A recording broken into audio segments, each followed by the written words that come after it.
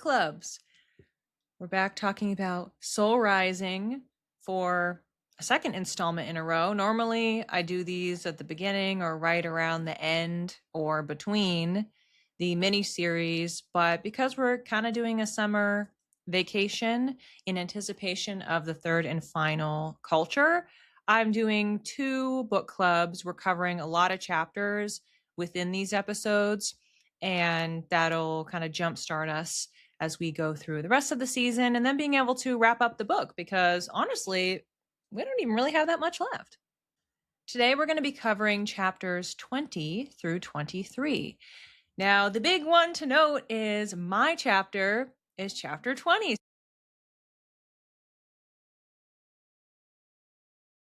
I wanted to back up and describe what it was like actually working on this chapter, giving a little bit more context for that experience, which now feels like a very long time ago since I actually wrote this. We were tasked with our brief, keep it within X amount of words, talk about your spiritual awakening. If you want to put some details at the end about how people can contact you, that's factored into the word count. In looking back, I know that I had a few blocks I put in my calendar to work on writing it. I wrote an outline.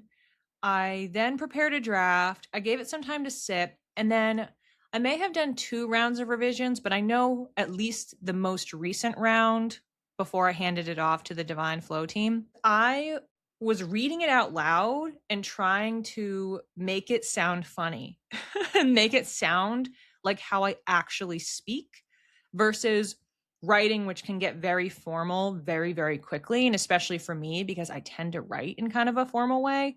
I went through and I did this whole set of revisions. Does it roll off the tongue well? Because I also knew that we were going to do an audiobook later, so it needed to sound like me. And I was kind of just reading it to myself out loud. And then okay, let me change that wording because it doesn't roll off the tongue well. Or how can I make this a little bit more playful, more of how I actually tell stories, where I have sidebars and little anecdotes and a tangent and it comes back. That definitely was captured when I was reading it back. It was so funny, but let's not get ahead of myself. So I put that version through where I tried to make it funnier. I tried to make it sound more like how I actually speak. They came back to me with revisions. My memory was, it was very, very minor, like a word here, a comma there, something like that. And then there was a nice comment at the top saying that they really felt they could hear my voice. That made me feel good. I'm like, okay. So I think I made maybe a couple tiny tweaks, sent it back, and then that's how it was pushed through. So for me, as someone who has had perfectionist tendencies, this is something I specifically worked on. I remember when I was in high school, I started learning this about myself, that if I was writing an essay, it didn't matter what class it was, I would sit there and I would revise. I'd keep rereading it. What if I find a typo? What if I find... And I would do this ad nauseum, and I had to start cutting myself off because it was too much. So I knew going in that I needed to give it space to breathe, which is why I put in intentional pauses of me working on it, coming back and looking at it again with fresh eyes in the right state of mind. And I felt like it did work out. It has been over a year since I have actually read my chapter. And I did find that it was a little bit difficult not to go into editor mode, because there would be certain word choices here and there. I'm like, could I have picked a different word? But if I take those little things out, I'm overall happy with the fact that it did come across as playful in tone, and I can hear my voice. And I'm like, oh, that is how I speak. That's how I talk and communicate and tell stories, which is what I was going for. So I do think that that was very effective. How I've read the other people's chapters, and I would find a memory would crop up, or I'd get shot into some vision of something. One of the memories, again, that I forgot, because I'm talking about for the actual spiritual awakening, if you will, when I started working with my intuition, that's 2021. That's 5 years ago. One of the experiments that I did was I got playing cards, and I remember sitting outside because it was the summertime, and I would sit there and just try to tune in. Again, I hadn't really developed my intuition at all. I had just started the Nirvana program. I had read about it online. Oh, what are some different things you could do to practice? I would make it simple, like not what is this card, but is it a red card? Is it a black card? And I would sit there and I would go through the entire deck and I would sort into what I got right and what I got wrong. And I might do that for a while, like, okay, I'm going to restart again. Or I could say, I'm just looking for hearts and then try to do that. And I'm trying to feel into a yes or a no. Is this a heart? And then seeing if I'm right. I did want to add that in. That is not in the chapter, but that is actually what I was thinking of when I was writing what I did. I wanted to acknowledge also the part about AI. I had tucked that in there. So far, I haven't heard anybody else mention this in their chapters. I really was talking about quantum computers, but the whole AI conversation, I mean, it was around, but not to the extent that it is within the last 2 years. So I was a little bit ahead there in bringing that up. I was like, oh, it's kind of cool. Like, this is aging pretty well because it very easily could go awry. But I was like, I still totally agree with what I said, which is 10 toes down on the fact that AI and even quantum computing can't replace intuition. Yes, could it predict X amount of outcomes that might happen? Sure, but not all intuition is predictive in nature. It's not all premonitions. A quantum computer cannot be a medium, cannot connect to spirits and receive messages. It's just not a thing they can do. You can create chatbots and you could feed a bunch of information. This is a whole ethics question. But you could create, in theory, a whole profile, and it's a bunch of text messages and letters and things about a certain person, and it can present as if you are talking to them. That's Tristan needs to get involved in that to make sure that maybe that doesn't happen, because that's a whole other thing that could prevent people from being able to grieve. But point being, you're not actually connecting with their spirit. You're just creating something that's the remnants of whatever data and information profile you could generate, which is not the same thing as connecting to their actual spirit out there right now. I didn't go into all of the stuff that I just said, but that was what I was getting at. Like, okay, you cannot replace this. And so the fact that we can sit around and say we're more powerful than these computers and wherever AI goes and whatever ends up happening is pretty cool. And I still think that that is true. 2 years out from the point of writing this, even with the variables that have changed, to me, that stance is the same. I just don't think that that's something that could logistically ever happen. The next point that I wanted to raise, I mentioned a little bit earlier about my style of storytelling. So I've concluded that I am so Mercury in Pisces after reading this chapter. Because I think what it really needs to do is reflect that my mind, my information processing, covers everything holistically. Pisces is connected to everything. There was a focus on people, on relationships. I was conveying some creativity, a little bit of playfulness, the connection to my intuition and my relationship with that coming up throughout, but also just the fact that I do this in my speech anyway, but you can see it in the chapter, and I'm laughing because of course I wrote it how I speak, but I go off on a tangent, but the tangent was so intentional. And then it's like, okay, well, now this comes back. And then I did connect all of the dots. So it wasn't just like a completely random tangent. Why am I talking about this? And then I had a nice bookend. I was like, wow, I really like dotted those I's and crossed those T's because I went over and over and made sure that all of it was actually a web and connected to each other. But it was actually pretty dense. So even though, and I'm glad I made it very playful, I cover a lot in this chapter.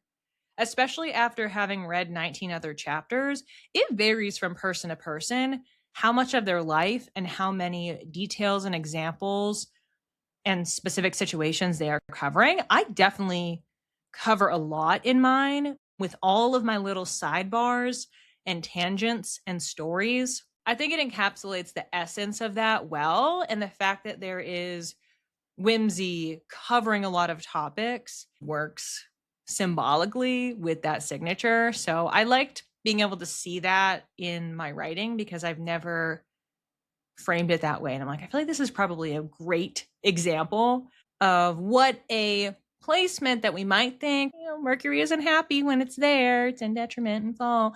But I feel like it worked out pretty well. Not to be biased here. I really liked my chapter. I thought it was really good. And maybe it's just because I'm also someone where I can make a joke and then I laugh at it because I think it's funny. Or I'll watch back a home video or a text that I sent years ago and then I still laugh. I'm like, oh, that's funny. So maybe some of it's just that. But it's not just me. It's not just I think I'm funny, so I laughed. I have had people reach out to me and tell me that they read the chapter and they really appreciated the humor in it and that it did sound like me. So I know that it's representative of the people that do know me. But yeah, I really liked it. I was like proud of myself. Like that's really how I felt of, wow, this is good. Except for like the parts where I'm nitpicking. I'm like, could I have chosen a different word here or there? If I take that off the table, I really enjoyed this chapter. And of course, the nightmare scenario would have been I'm reading it back going, this aged terribly and it's only been a couple years. And I don't like this at all. And I'm really uncomfortable reading it, but I didn't feel that way. So that's a huge, huge positive. While reading this chapter, I had a few questions come through to ask myself, what are other ways that my childhood signaled my path? I guess I would say the piece that's missing that I didn't talk about is the creative piece, which I was very interested in as a kid. The first job I ever thought I was going to have when I grew up was I'm going to be an artist. And some of that is because my mom went to art school and she's a graphic designer and she's had her own business my entire life. But I always enjoyed art class. And I remember thinking that like I wanted to do something that was creative. And of course, this gets back to the Mercury and Pisces thing. It's like I'm wanting to think and process in that like visual kind of creative out of the box way, which I am still very much that type of a person. But yeah, I have found a way no matter what I'm doing, like even for argument's sake, with this podcast. Did I ever think I was going to be doing this? No, because podcasts didn't exist when I was younger. However, I had several points where, like, something that I tend to have flashbacks about and cringe is in middle school, like, my friend and I had this idea to do like this mini, like, video short series because they would have like a daily TV show or like programming and they would put the news and the weather and like segments and stuff on it. And so we had this idea to do that. And we recorded one, and the premise was going to be that we were going to, I don't know, people would vote and then like have a teacher do something. I don't even know what it was, which like now I think about it and go, I can't believe we came up with that. Like that just, it doesn't even sound like something I would think of doing now. I was sitting in homeroom going, oh, I didn't think about the fact that I'm going to have to be in homeroom and other people are going to be there and watching this because I didn't really speak up in school and I didn't want to be seen for kind of a lot of reasons stemming back to when I was a kid and when I was younger. And that's a whole other thing to unpack. I think some of it I have brought up a bit in the podcast over the last few years, but I was then uncomfortable with then seeing that and going, okay, well, I don't want to watch myself or see myself. And what will people say? And what if it's really embarrassing? So we never made one. And then I don't even know who it was, but I remember like a few weeks later, somebody coming up to me and saying, what happened to the series? They wanted to see it. So they were in a different homeroom and they saw it and they thought it was a really good idea. And we just never ended up going back and doing it because I was like, okay, I'm pulling the plug on this. I don't want anybody looking at me. And so I think about that now. I was following an inspiration. This was something that we thought was fun, that would be cool, that we could do. And now look at what I am doing. I am recording video for the podcast, for my business. I have my YouTube channel.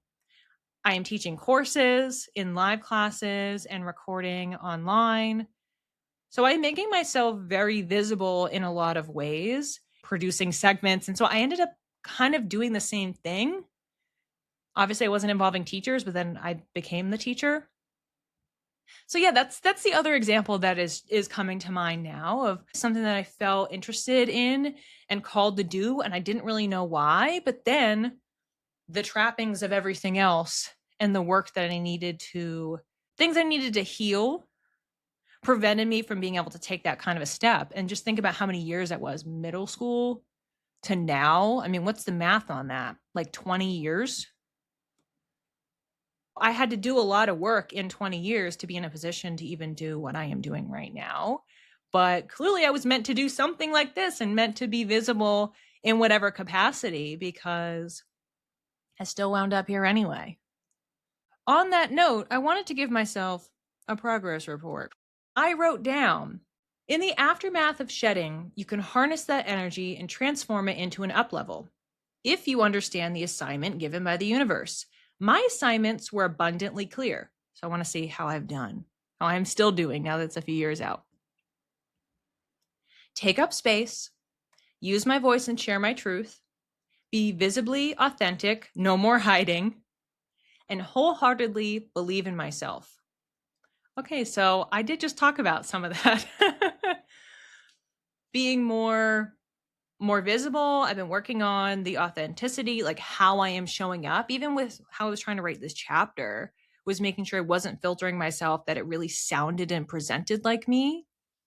Taking up digital space and how I am spending my time and the things that I'm working on and what I am doing. Using my voice. I mean, that's coming through teaching, sharing my truth, even just in conversations like this. I am more vulnerable in my storytelling through either literal stories like this or within the podcast, in my classes. So I feel like I've kind of crushed.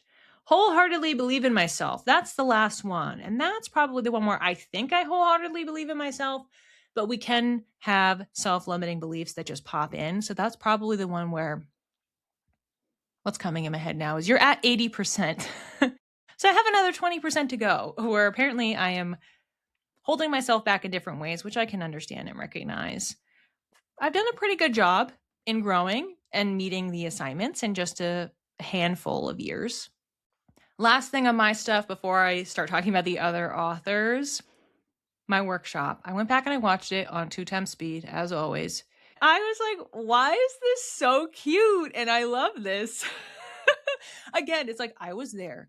I recorded, I was painstakingly editing this workshop to get it down because I was like, this workshop is too long. And I had to, trim and trim and trim to get it to be, I think it was like maybe 50 minutes or something like that. But I really loved how it came out. And so this was another situation where I was like, I am proud. This is good work. And if you have the book, you have access to the launch workshop, so you can access it in there. If not, and if as an example, you're getting the book through the library or you don't have access to those workshops, you can also download it on my website. I do have it in my shop if you want to watch it. For context, my workshop is self-care through your moon sign. And yeah, I thought I just sat and I watched the whole thing.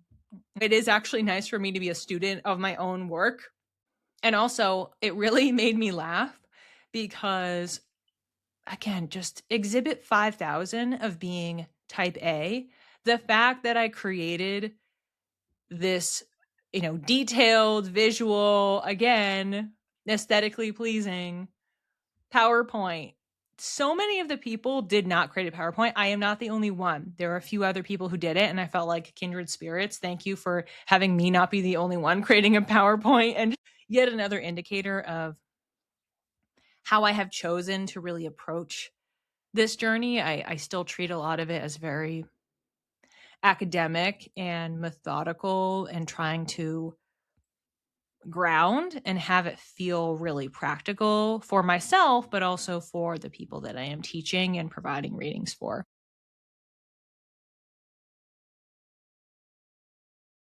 Chapter 21 was written by Claire, and I do want to provide a trigger warning here for this chapter. Death is discussed. Keep that in mind as you are reading ahead. Claire had discovered astrology at 14 years old. And I think I probably had something similar. It was like maybe middle school to high school. I had a period of time where I was just looking up the Aries horoscope. But then I paused it and I didn't really look into it until I got into more of my woo era with the actual spiritual awakening. Then I started legitimately studying it. She was someone who, for her workshop, she created a PowerPoint, and I said, yes, queen. She was really speaking to her approach in a very similar way to how I am. So I really appreciated that we kind of came back to back and felt kind of similar to each other in in our vision, our approach, and our style, and some of the subject matter. One theme that Claire talked about during her chapter was this idea that a spiritual awakening can feel a little lonely, as if you are by yourself. And she wrote in her chapter, feeling alone while simultaneously surrounded by sleeping people. This to me created a bit of a parallel with Ashley's chapter in the last section when discussing the corporate versus spiritual world. So it's like if you have had your spiritual awakening, you go into corporate, all of a sudden you're looking around, you're like, what are these people doing? Like, I very much felt that way, even just in the years of being removed and talking to my friends who were still in their corporate jobs. I'm like, well, why is your company doing that? Just looking at things in a totally different perspective. When you take the work piece out, just as an individual, all of a sudden you're operating a bit of a different way or approaching things differently. And you do start to look around and you're questioning more things in a way that's positive, because you're like, okay, well, why can't we all be connected and free and grounded and happy and creative and authentic in our expression? Why do we have all of these structures and things in place that are preventing us from doing that? Something that was also really different and interesting that Claire mentioned was her spiritual awakening, really it's her reactivation, was tied to childbirth. And I'm like, wow, that's really cool. It's a major life event. It's something that became a catalyst. So for some people, it's you lost your job, you hit rock bottom, whatever it is. But becoming a parent, it's the same in that it becomes this before versus after. It's a huge, huge milestone and turn. When I was reading Claire's chapter, I actually cried while reading it.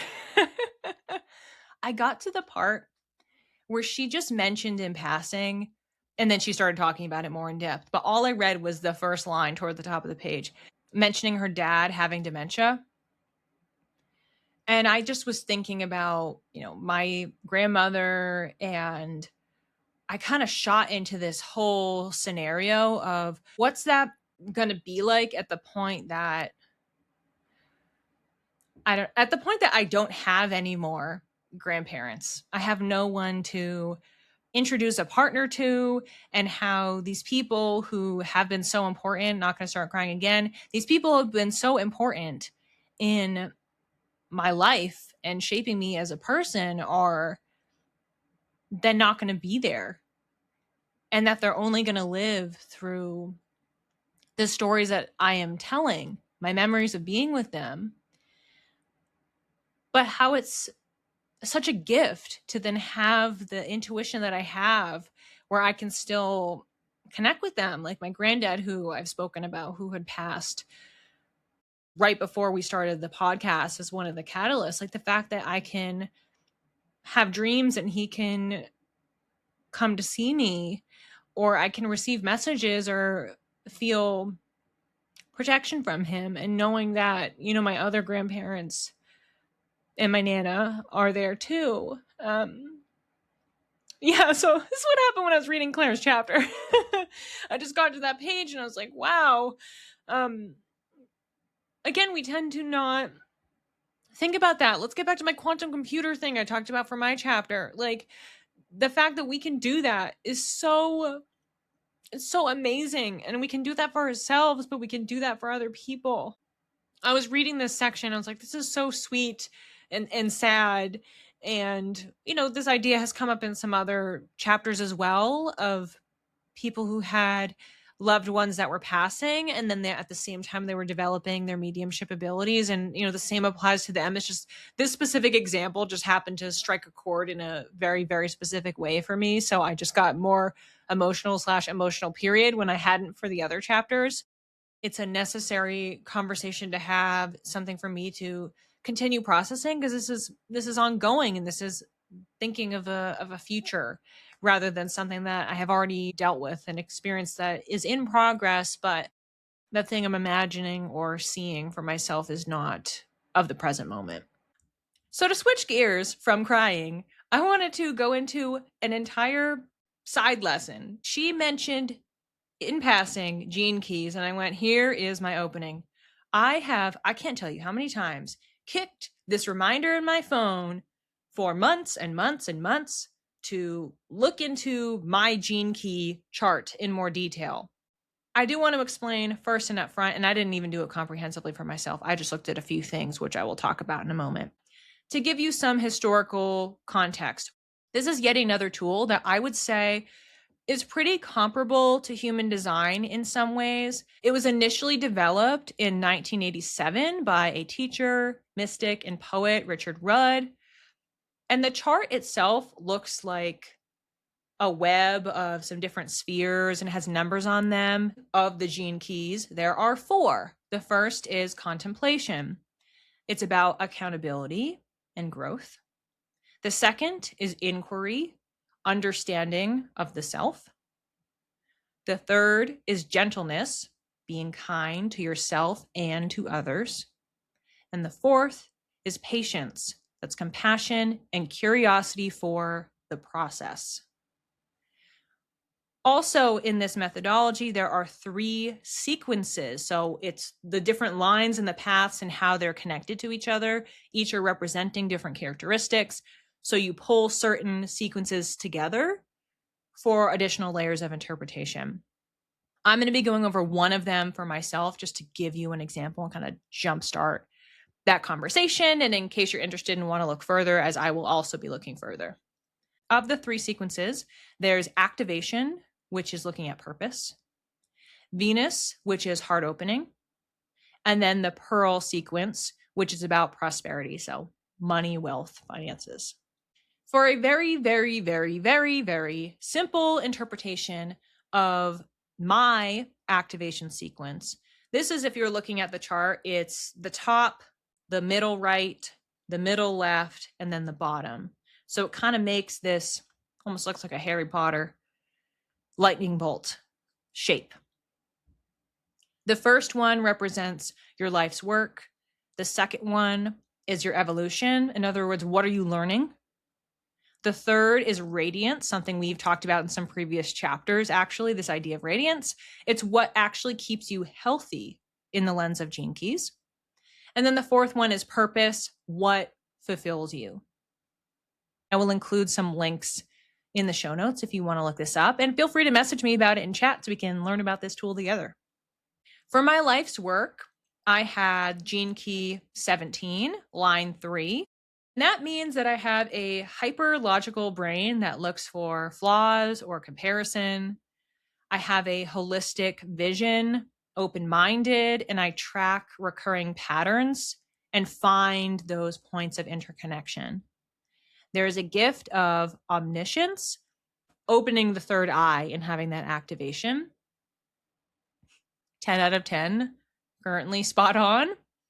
And the line indicator specifically, this is called the changer line, where I thrive in diversity, creativity, adaptability, and growth. So being able to move and adjust. I've talked about this actually a lot on this podcast. And because I have such a huge mental capacity, quote, the first thing you have to do is free your mind from the responsibility of running your life.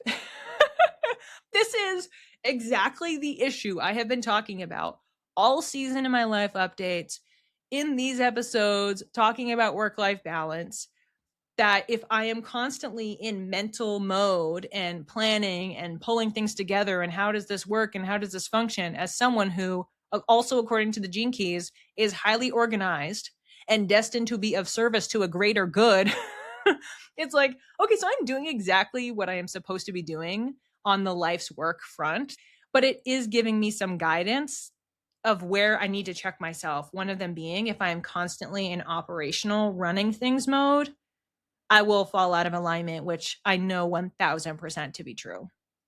For my evolution, I have Gene Key 18, line 3. This means I'm instinctually sensitive to imperfections. So again, a little bit of overlap, and I'm sensing patterns, I'm sensing flaws, I'm looking for improvement. This can lead to a sense of inferiority, like imposter syndrome, or appeasement to, or on the opposite side, challenging of authority. So it can go either way, high, low vibration. Having high integrity of the mind and body. And the gift is perfection. In other words, making the world a better place by aligning it with love. Cute. And for the line 3, this is energy and experience, where I'm fueled by the present moment. And there are pros and cons here, because that could mean if I am so in the present, I could be overtaken by the fear of failure or wanting to avoid whatever that issue is, or specifically emotional overwhelm. And a quick quote here is, relationships are your great teacher. It's important here for me to lower expectations that I have of others because I have a high standard. I'm trying to make myself better. I'm trying to make things better. This is incredibly Virgo coded, everything about this.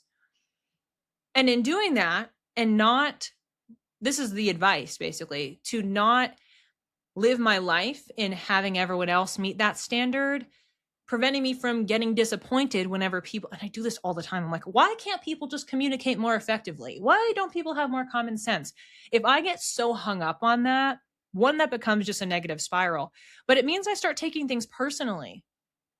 Well, are they communicating? Are they doing it better with other people? They're just not doing it with me. Do they have something against me? And then all of a sudden you're taking it into this other realm that is just straight up not true. For radiance, I have the Gene Key 58 with line 5. And this is dissatisfaction or restlessness due to the desire to improve reality or find rest in the present. As you can see, we're having a continual pattern, and it might not be the case for you, but I'm having a lot of repetitions. So it's very strong, still feels very Virgo. Finding rest in the present, it's like I could feel restless, meaning this is also Aries. I need to go do something. I need to do something. I have to fix stuff. I have to improve things. It's like blending the two of them together. And it's Manny-gen. If I don't feel like I have plates spinning, I'm not activated, I'm not doing something. It's like this productivity idea I talked about with Ashley's chapter as well. It's like, okay, if I can't be in production mode all the time. Joy and creativity without the need for approval. The gift of bliss through experiencing a range of emotions, slowing the mind, and connecting to aliveness. The 5 line is the impact line, where I'm a natural magnetic leader who seeks practical change. Again, strong theme here. Activity is key. And quote, it doesn't matter if you cannot switch off your motor because of the fact that I'm propelled by change, joy, and service. So not being down on myself if I am having trouble turning things off. I'm never supposed to be fully in the off position, but I need to still allow for rest. It's just finding that happy medium. And lastly, for purpose, I have Gene Key 52 with line 5. This one really hit close to home. It specifically was talking about the fact that you might hold your breath as a stress response. I catch myself doing this all the time. I have had multiple conversations with people about this. I definitely do this. And I have been getting a little bit better about pausing if I'm feeling stressed and just trying to do some big, deep breaths to activate my parasympathetic system and all of that regulation. And ultimately, this key was talking about having restraint through patience, understanding the natural cycles, and the value of having frequent pauses and breath work. And I'm like, you are absolutely speaking my language. It seems like for the purpose side, this is really what I would think like radiance should be, which is the healing. It seems like a lot of this is what will help my health, but purpose is supposed to be what will fulfill you. So how I can actually be fulfilled is by filling myself with breath, not holding my breath, allowing myself to pause and have sacred pauses, finding stillness by recognizing impermanence. This too shall pass. And because it passes, you get freed from having to do all the time or having to fill with the productivity, because even then, whatever I produce might not last. And that can be okay. For the line, we have the voice line. This is where charisma must be shared to bring clarity to others. Basically, I got to talk to people. That I can be very speedy, even if I sometimes present as slow, which I thought was interesting. Like, I don't think to anyone I present as slow. So I wasn't sure about that piece. And lastly, I have a quote. Time is also absolutely relative to how much enjoyment you are having.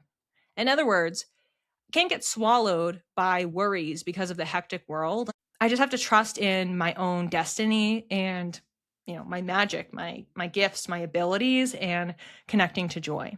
Please do let me know if you're interested in having more of a deep dive on this topic. This was cool for me to have that little side venture and understand this a little bit more. And I wanted to read, just to wrap up things with Claire, this quote: "I was never alone. I just hadn't found the other people awake at the sleepover yet." Really cute. Again, I mentioned this. I had a bookend in mine, and I loved how she had this bookend in hers. Really, really nice. In the podcast interview, she was speaking about how when she started doing the Akashic Records work, that she wasn't drained by them. And I think this is a really good example of when you are in energetic alignment, when you're doing something that follows your cadence, follows how you're supposed to operate, where you're supposed to be going, and your purpose, that it won't drain you. It will actually fill you up. And I do find that when I have readings as well, I'll feel excited, in a better mood after I do the readings for people. And I mentioned before, she did a workshop. This was moon phase magic.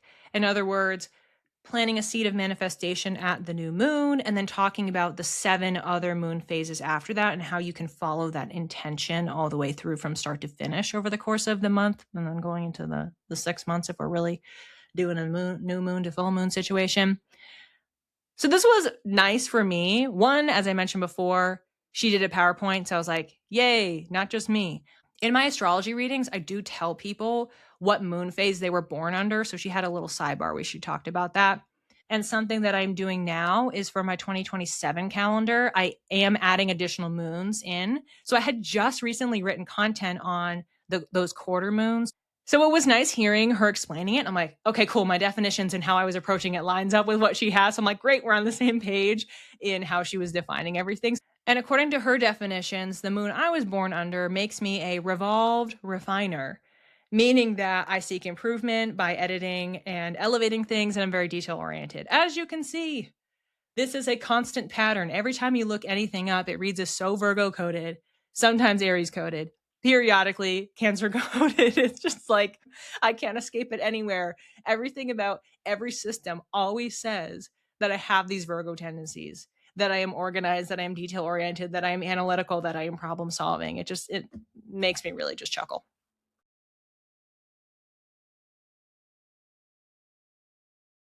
Chapter 22 was written by Jan. Another trigger warning here for death. Just keep that in mind as you are reading. To get right into it, oh my goodness, I am so glad that Jan is okay, because she had this blackout scenario while she was driving, and the fact that she is like with us and thriving, and oh my gosh, just watching the workshop, so sweet, like such a warm, nurturing maternal energy. I was like, this is so relaxing. But I am so glad that she is okay, because that was really scary reading about that and hearing what happened. As an interesting parallel, she talked about sleep as a metaphor, which Claire had just done in her chapter. So we had a little bit of a connection between those two neighboring chapters. And Jan also mentioned this mind, body, spirit alarm system. This idea has come up in multiple other chapters throughout the book. If something is presented in one part of your body, it may be because your mind isn't being tended to, your spirit isn't being tended to, and they are all activating each other. Something comes up if one of those 3 is out of balance. In the podcast, she talked a lot about this lesson of slowing down. I have discussed this, I don't even know how many times throughout this season. I won't reiterate again. And for her workshop, she did a meditation, which, wow, was this a really great reset. And it goes back to what I just mentioned before. It's probably one of the main things that I have learned in 2026. I know breath work is important, but now that I've started just peppering it in, I don't even have a steady practice, but I have more mindfulness to intentionally use breath work. And I have found it to be so incredibly effective when I am doing it. Like, I really do need to run by my breath. I know we all do, but like for me in my reset, it's really makes a huge impact. So what she was having us do is taking what I'll call as like really forceful breaths. So you're focusing on the push and pull, expansion and contraction of your stomach, diaphragm, as you are breathing. And within the first 1 to 2 minutes of this, I started yawning. I had a busy day, so my mind was really activated, and it didn't even take me that long. And all of a sudden, I really started to relax.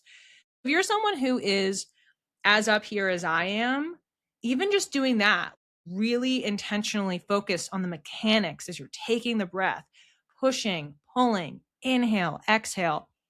You may find that you have the same exact thing. And it was such a restorative reset. Like I really needed that to just flush some things out and then be able to keep going, but also to start me in winding down my day.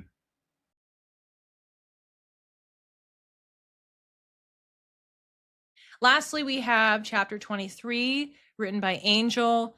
Content warning here for substance abuse.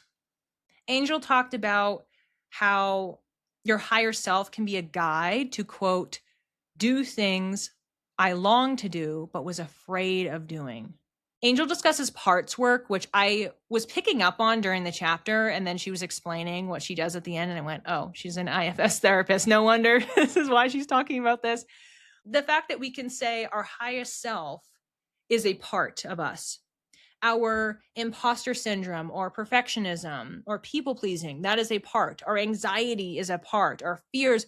So we can categorize some of that in versions of ourselves or what we were taught by certain people, like conditioning. That's really what a lot of this work is about, is the deprogramming, identifying what is coming up that's acting as interference. It's preventing that higher self from being heard and seen, because the higher self carries the truth, it carries the wisdom, but it's quiet, it's a whisper. Anxiety is a scream, intuition is a whisper. And something to hopefully make people feel better about this journey is that, and I believe this is true, I found it in my experience as well, we don't have to focus on trying to heal all of those parts at once. Healing any one thing, making an improvement in one area of your life has a ripple effect, period. It's going to shift you energetically, how you walk through the space. Like for me, I'll give the example, between book clubs here, recording the book clubs, I should say, I got a haircut. Okay, so now I'm going to walk through the world just that much differently because I cut 5 inches off of my hair. And maybe that doesn't seem like a huge change, but maybe for someone else, it's I've started going to the gym more. I go to the gym once a week. Well, eventually they continue doing that. It's not just about the outcome. It's about what is that doing about how they show up, how they feel about themselves, how they are then adding other habit stacking, other things in their routine, other transformations that they are making, other opportunities for growth. And we can view that internally with these different parts, these different pieces of ourselves, our soul, our ways of operating. And further, sometimes the healing is just letting go and how freeing that can be. This is another concept that I have talked about, like what is freedom? Well, maybe freedom is just letting go, having it be off your plate, having it be a thing that you don't worry about or you don't try to control, or that it doesn't carry the same weight. It's not something that is hanging over you. I did do a little bit of research on the parts work just because I did recently do actually a family constellation with Christian, who we had on the podcast in season 2. She has been, in addition to the quantum work, working on her certification in a very similar model. So you're looking at the parts, but it's specifically related to family relationships, things like that. So I had done a session with her recently, within the last few weeks of recording this. And, something that I had recognized is that a lot of what I'm being propelled by is the not doing enough. And this goes back to what we were talking about with the Gene Keys. It's this meeting a standard of expectation. What does being stable mean? What does being steady or good mean? What's in my head, how I am living up here, then has the ripple effect out everywhere else. If it's just the simple work of recalibrating how I'm framing and where those, quote, parts of myself might be just running a narrative. When you talk about programming and deprogramming, it's like a narrative is running, a script is running in the background. This is the thing you do. This is how you operate. And it's a mindfulness of identifying it, catching it, disrupting it, making it be something different, a different code that runs in the background. It shifts fundamentally how you're going to operate. For Angel's Workshop, this was a sacred pause, and it really was a mix of meditation and then parts work questions. To recap a few of the questions that she had asked, The first one was which part feels loud, and the visual that I got was a girl with pigtails trying to make a sandcastle that kept getting stomped on, that kept getting washed away. She had to keep rebuilding it, and there was this quote, tired resilience. And it's adjacent to perfectionism, but I was finding that it was actually different. It goes back to what I talked about, I think, in my first Life Updates episode, that book, Break the Good Girl Myth. It's more that idea than, and one of the myths is perfectionism, but it was more holistic than that. It wasn't specifically trying to be perfect, but it's what we talked about before, trying to be stable, trying to build, or feeling like, well, why is none of this ever working? Why is this never enough? Getting tired of being resilient all the time and going and going and going. What emotions are you experiencing? So as I was writing about this, I was feeling a little antsy, on edge, hypervigilant, which makes a lot of sense.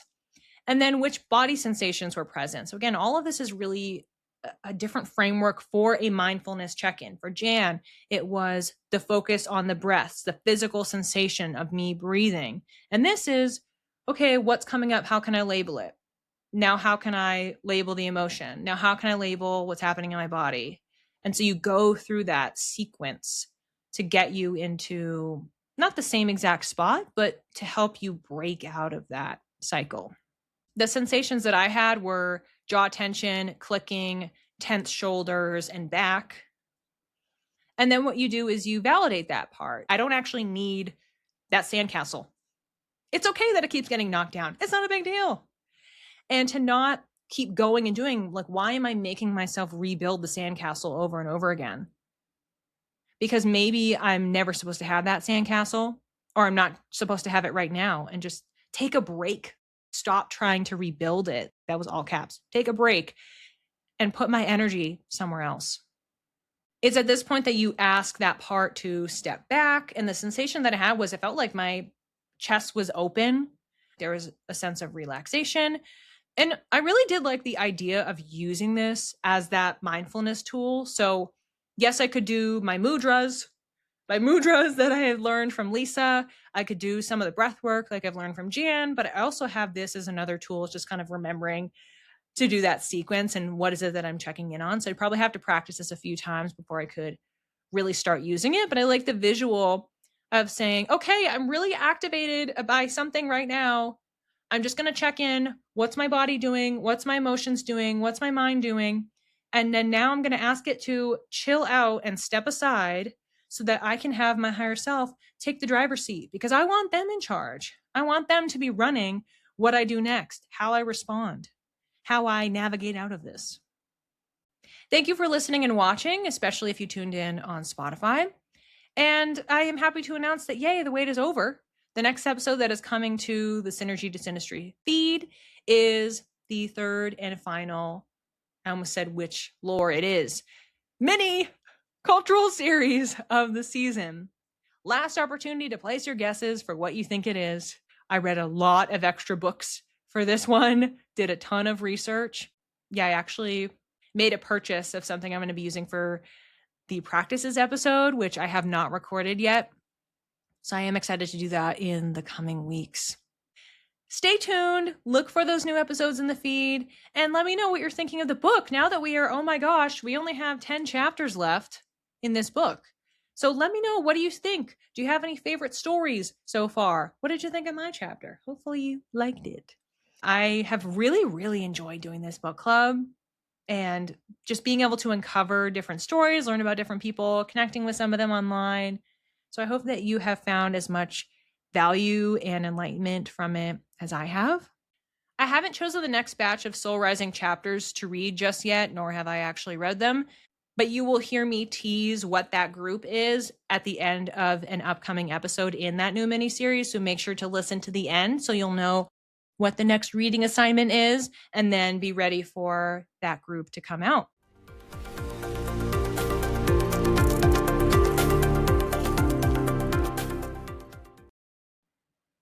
So, of course, the second I sit down to record, let me just take a quick sip of water, immediately spill on myself. Classic.